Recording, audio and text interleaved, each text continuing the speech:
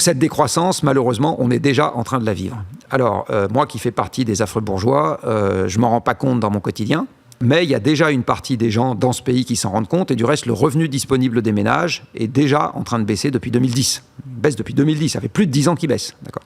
Donc en fait, la décroissance, malheureusement ou heureusement, je ne sais pas, en tout cas, elle est déjà là dans notre pays, et je pense qu'elle va s'amplifier pour des raisons énergétiques.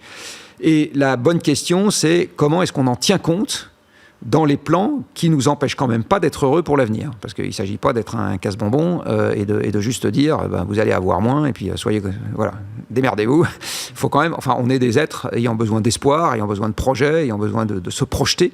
Et on ne peut pas juste se contenter en disant les cocos, vous allez avoir moins et puis démerdez-vous avec ça.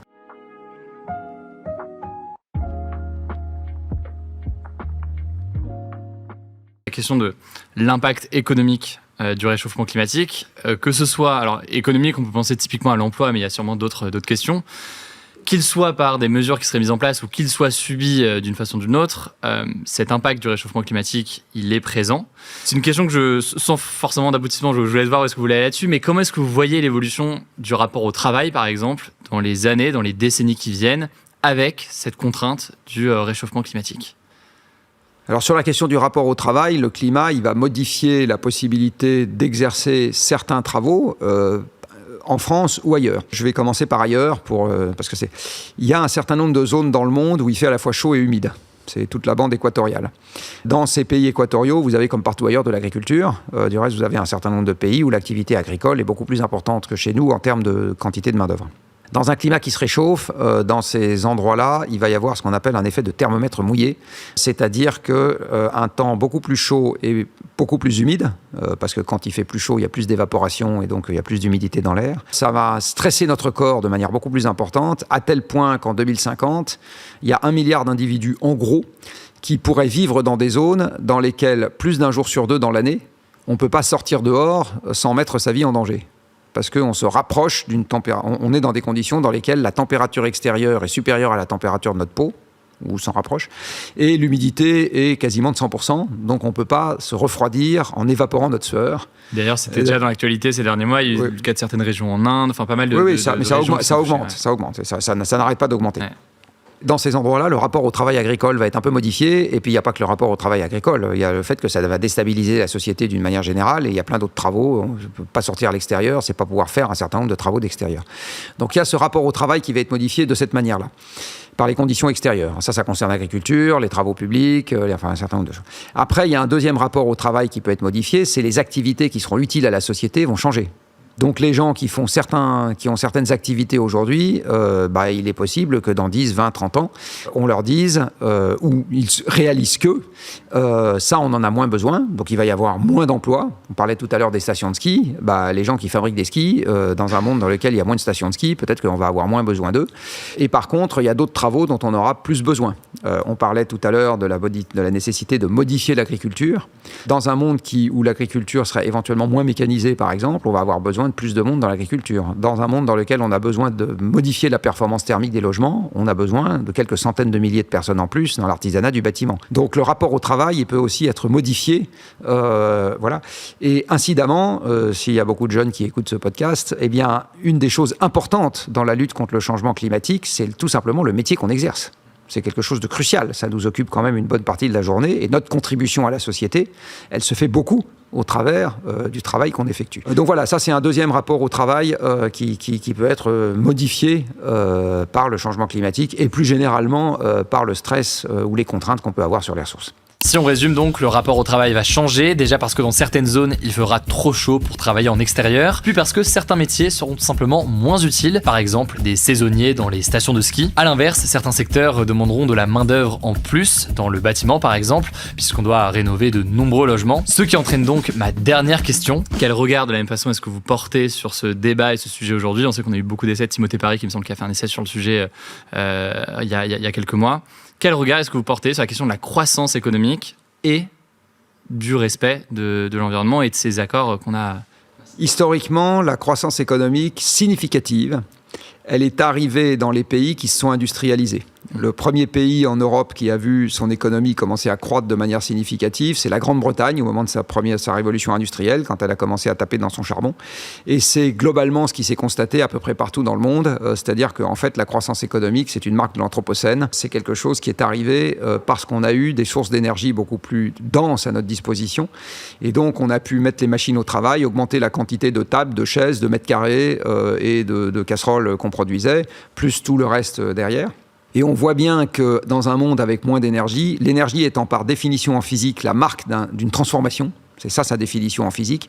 Si on a moins d'énergie, on transforme moins. Et si on transforme moins et qu'on continue à valoriser au même prix tout ce qu'on transforme, on a moins d'économie. Voilà, c'est aussi bête que ça. Alors on peut dire oui, mais ok, on fera moins de casseroles, les gens iront plus au musée. Alors ça marche qu'un temps, parce qu'on se rend compte qu'il y a quand même une hiérarchie des besoins et que on peut pas complètement substituer des mètres carrés de logement par des visites au musée. Je vous dis, vous allez dormir dehors, mais c'est pas grave, vous allez au musée, vous allez être très content. Genre, non, peut-être pas que ça va peut-être pas marcher comme ça. Donc en fait, il y a un certain nombre de choses, si on en a moins, quelle que soit la façon dont on valorise l'économie, on va comprendre que l'économie est moins prolixe quelque part. Mais alors, quand est-ce que cette décroissance va arriver ? Alors, quand on regarde ce qui se passe en Europe, malheureusement, ou heureusement, je ne sais pas, cette décroissance a déjà commencé. Ça, c'est quelque chose que peu de gens savent, peu de gens réalisent, sauf ceux qui vivent effectivement les difficultés au quotidien. Ils ont très bien réalisé. Mais dans le milieu des décideurs où ils ne vivent pas les difficultés au quotidien, en fait, ils ne s'en rendent pas nécessairement compte. Quand vous regardez la quantité de mètres carrés construits par an en Europe, le maximum, c'était 2007.